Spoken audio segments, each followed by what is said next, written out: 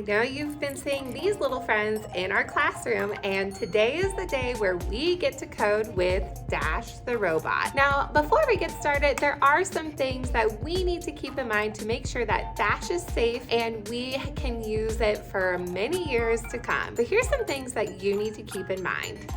Ouch, please don't pull me by my head. Carry me by my feet. That makes me happy. I don't mind sleeping on the tables, but heights terrify me. I like to move around on the ground, not on tables. Don't drive me like a car. Code me. I'm a robot. If you want me to drive forward, have my triangle facing forward. These buttons are actually things that you can program, and I'll run that code. Here's my charging port and my power button.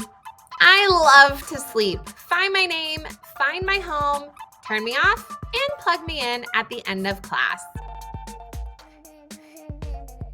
I'm scared of strangers. Please don't play with me when my teacher is away. Thanks for remembering these things so me and my Dash buddies can be safe and we can have fun together.